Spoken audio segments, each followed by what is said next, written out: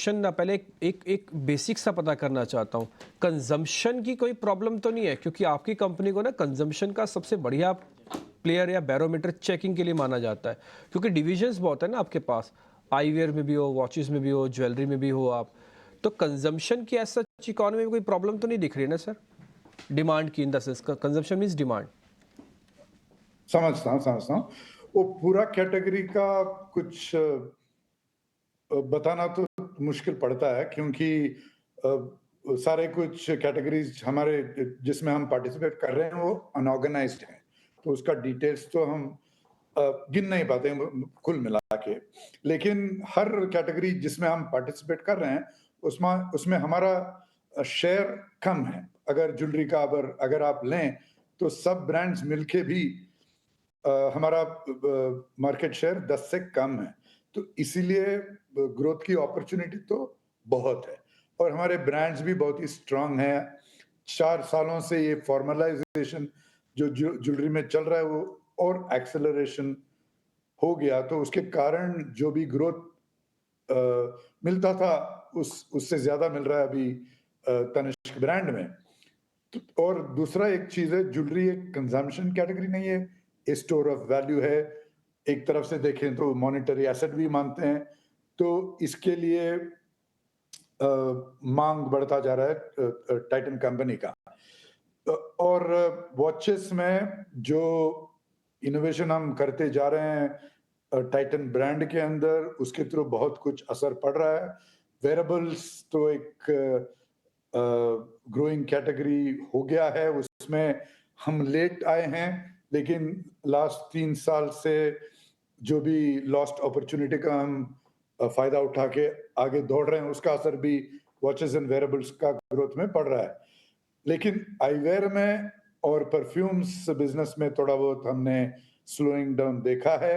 उसका कारण एक कैटेगरी का कारण है, एक दूसरा हमारा स्ट्रेटजी का भी है। तो उसमें जो भी चेंजेस हम लेके आए हैं उसका अर्ली सिग्नल्स अच्छा लग रहा है हमें, और आने वाला साल में उसका असर तो पूरा मिलना चाहिए। तो एक एडवांटेज है टाइटन कंपनी का, जो भी कस्टमर सेगमेंट्स हमने टारगेट कर रहे हैं वो टॉप 2 पिरामिड में टॉप 2 में बैठे हैं, तो उस कारण से हमें फायदा मिलता है। दूसरा कारण ये है कि हमारा मार्केट, हम मेनी कैटेगरी जिसमें हम पार्टिसिपेट कर रहे हैं वो अनऑर्गेनाइज्ड या हाफ ऑर्गेनाइज्ड सेक्टर्स हैं, उसके लिए उसके कारण ग्रोथ अपॉर्चुनिटी फॉर ब्रांड्स ज्यादा है। तीसरा कारण है हमारे ब्रांड्स उसके अंदर बहुत ही स्ट्रांग है। तो आपकी इसीलिए जो हाँ, भी रिजल्ट्स टाइटन कंपनी देख रहा है, तो टाइटन कंपनी में मिल रहा है, वो शायद अनोखा लगता है। इंटरेस्टिंग। वैसे by the way Venkat sir, मैं आपको बताऊं आपकी हिंदी काफ़ी अच्छी है। क्योंकि मेरे को जो मेरी रिसर्च टीम ने बताया था कि बोले वेंकट सर थोड़ा हिंदी कैसे बोलेंगे, मैं कहा तो मैं आपको सुन के तो मेरे को ऐसा लगता नहीं है कि आपकी हिंदी में कोई प्रॉब्लम है। आप तो मेरे से भी अच्छा बोल रहे हैं हिंदी। बहुत ही अच्छा लग रहा है sir, thank you very much. आप इस, थैंक यू। है ना? अच्छा वेंकट सर, अभी आप मेरे से बता रहे थे कि वॉचेज़ और आईवेयर सेगमेंट के अंदर आप थोड़ा ग्रीन शूज़ वगैरह देख रहे हैं और अच्छी स्पोर्ट है। लेकिन सर ये तो आपकी टोटल बैलेंस शीट्स के अंदर रेवेन्यू फ्रेमवर्क में चेक करूँ तो बहुत कम है।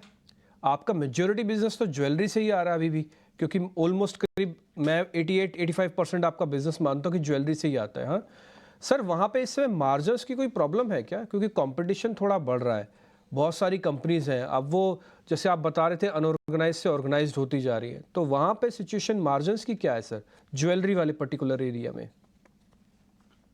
फर्स्ट सेल्स के बारे में अगर बताएं तो ये ज्वेलरी इंडस्ट्री है, 500,000 करोड़ की करीब इंडस्ट्री है, उसमें हम पार्टिसिपेट कर रहे हैं। ये वॉचेस इंडस्ट्री उससे बहुत ही कम है, आई केयर इंडस्ट्री बहुत ही कम है। तो इसीलिए कंपनी का पोर्टफोलियो आप देखें तो ज्वेलरी का इसके अंदर शेयर तो बड़ा है और बड़ा ही रहेगा। तो उसमें कुछ सोचने की बात नहीं है, वो पोर्टफोलियो की बात है। हम कहते हैं इसको स्ट्रिंग ऑफ पर्ल्स।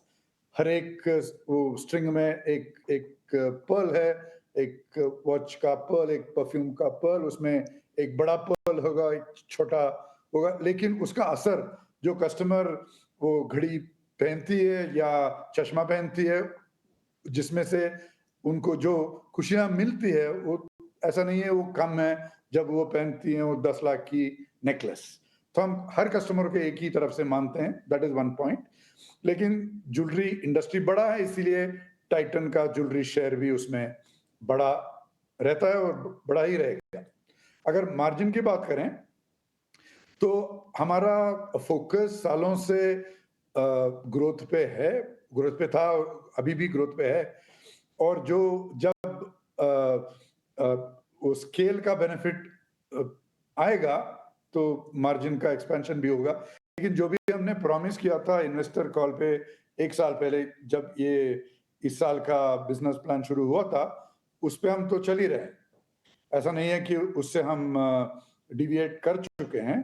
क्वार्टर से क्वार्टर का कुछ ना कुछ फ़र्क मिलेगा। अगर 9 मंथ का परफ़ॉर्मेंस देखें, तो आप समझेंगे मैं